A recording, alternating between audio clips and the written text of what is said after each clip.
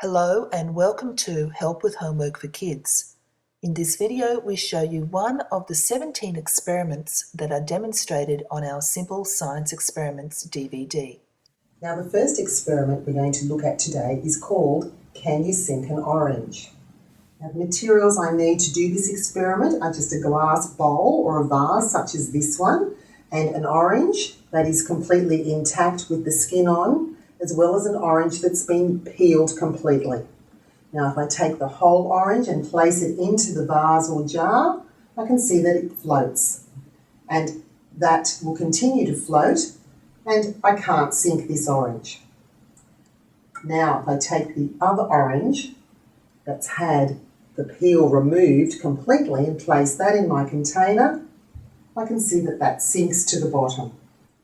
Now, the reason for this is because the orange with the peel on is actually full of trapped air pockets that are in the skin itself, and that makes the orange very light for its size. Whereas the orange that's been peeled doesn't have the air pockets to keep it afloat, and this orange is actually very heavy for its size.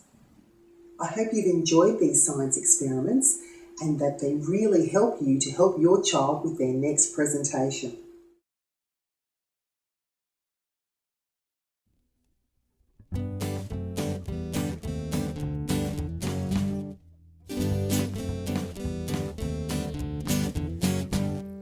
You really gotta love science. Science is the way we discover what the world's about.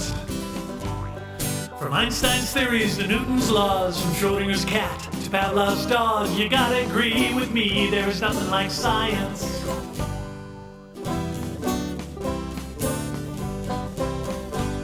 It wasn't all that long ago they said the world was flat, but then came Nick Copernicus who proved it ain't like that. He ushered in a brand new age, exploring became all the rage, all because that wise old sage proclaimed, you really gotta love science. Science is the way we discover what the world's about. From Einstein's theories to Newton's laws, from Schrodinger's cat to Pavlov's dog, you gotta agree with me, there is nothing like science.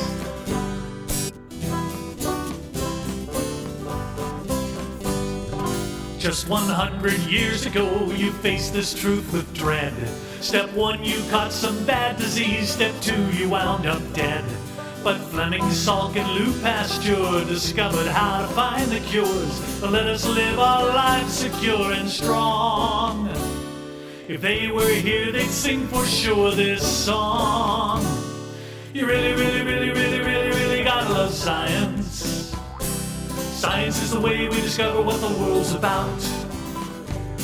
From Einstein's theories to Newton's laws, from Schrodinger's cat to Pavlov's dog, you gotta agree with me, there's nothing like science.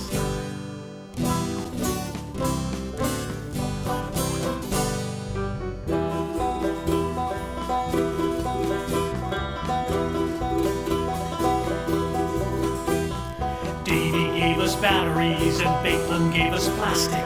The Curies, one could say, made radioactivity fantastic. Newton was inspired when he saw that apple landing. Hubble, he looked up and saw a universe expanding. To learn about anatomy, Vesalius had to slice. Then Röntgen gave us x-rays, which was really much more nice. Mendel mixed some peas to make a mealtime solution. Darwin took a cruise and then discovered evolution.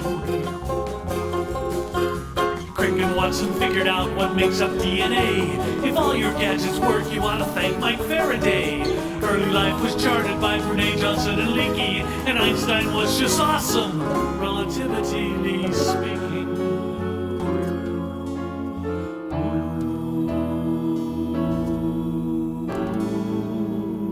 It's really hard to comprehend the truth that science tells, from the grandeur of the universe to the workings of a cell. And so I think for all of these fortuitous discoveries, let's thank those who clearly seized their day for breakthroughs they have made along the way. I think at least we really ought to say.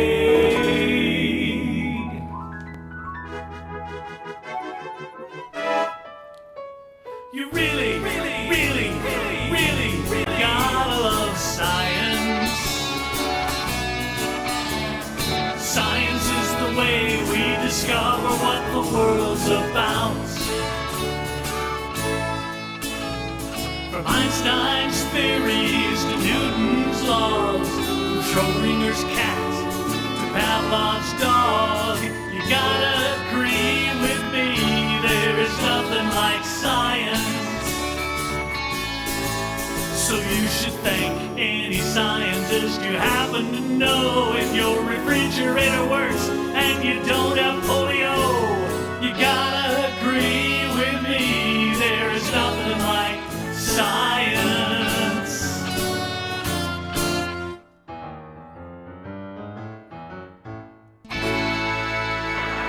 Furthermore, the equation E is equal mc squared, in which energy is put equal to mass multiplied with the square of the velocity of light, shows that very small amount of mass may be converted into a very large amount of energy, and vice versa.